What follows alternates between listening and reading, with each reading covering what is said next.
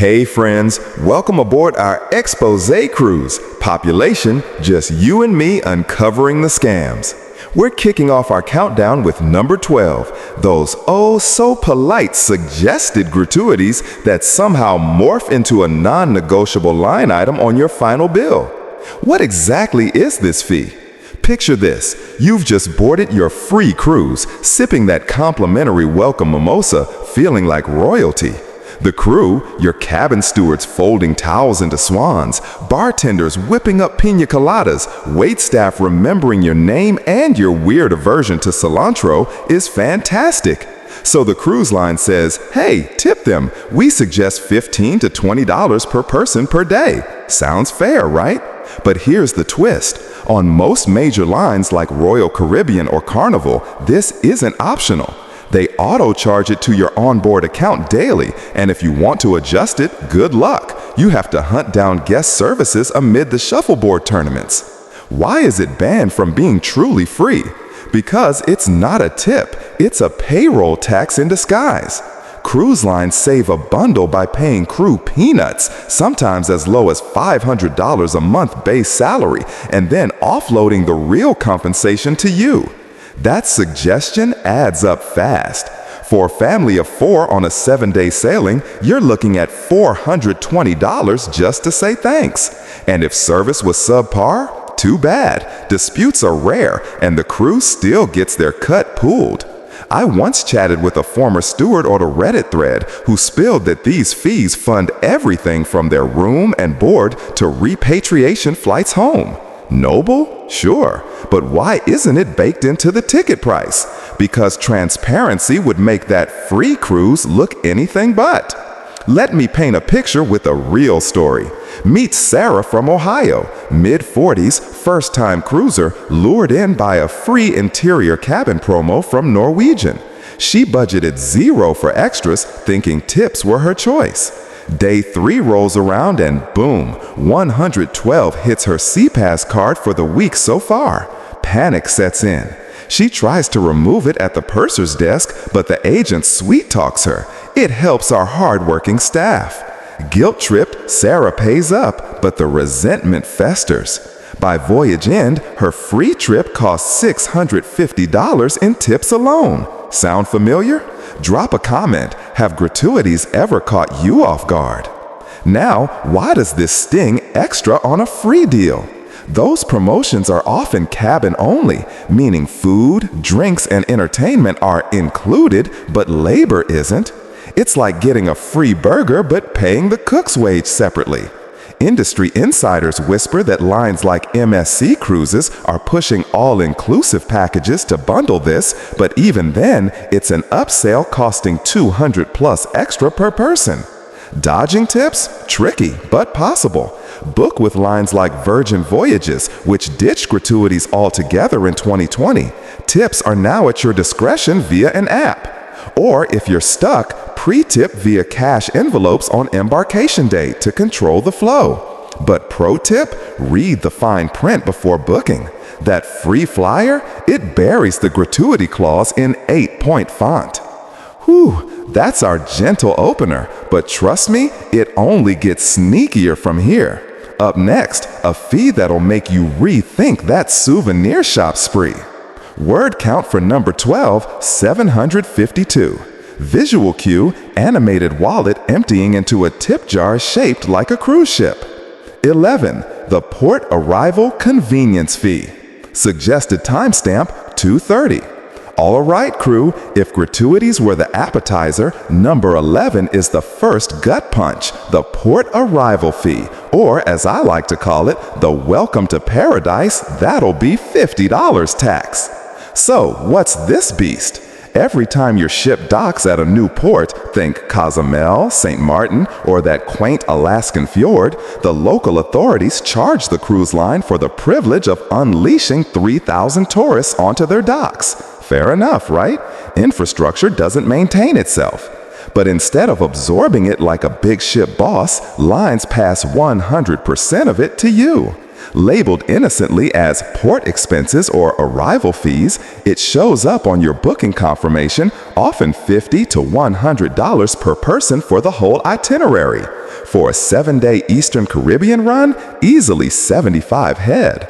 Multiply by your group and poof, $300 vanished before you haggle for that straw hat. Why is it hidden in a free cruise?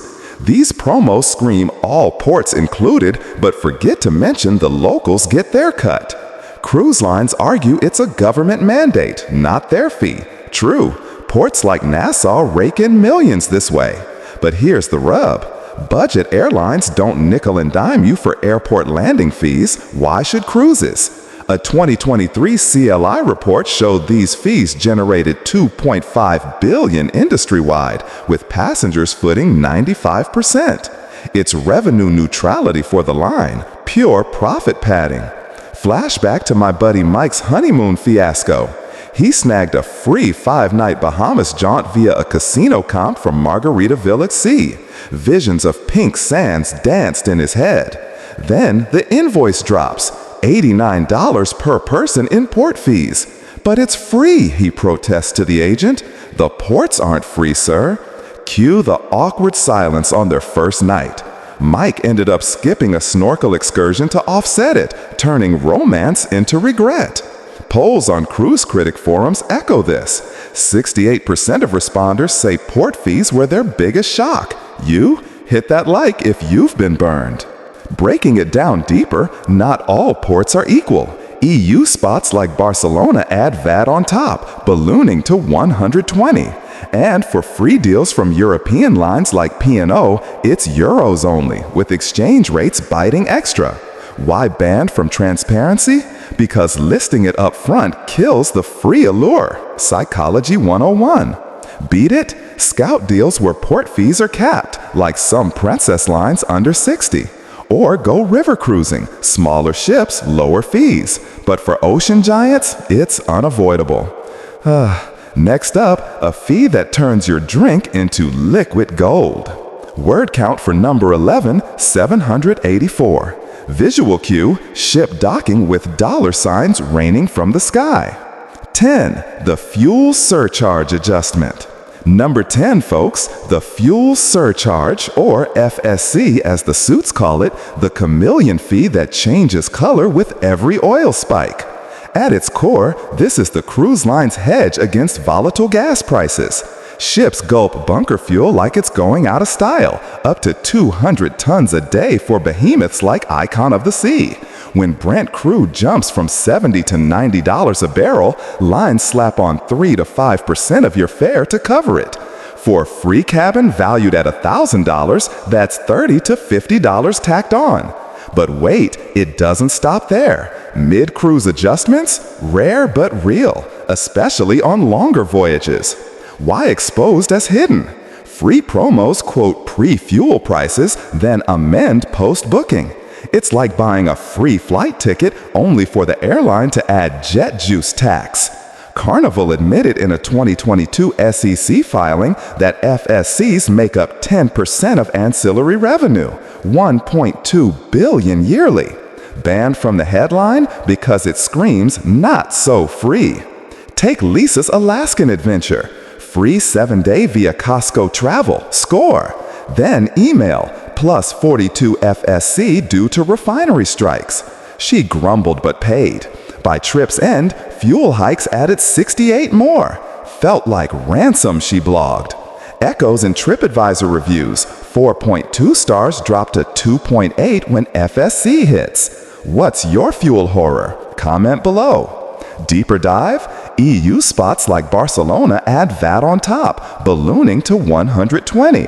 And for free deals from Europe-based lines like P&O, it's euros only, with exchange rates biting extra. Why banned from transparency? Because listing it up front kills the free allure. Psychology 101. Beat it? Scout deals where port fees are capped, like some princess lines under 60. Or go river cruising, smaller ships, lower fees. But for ocean giants, it's unavoidable.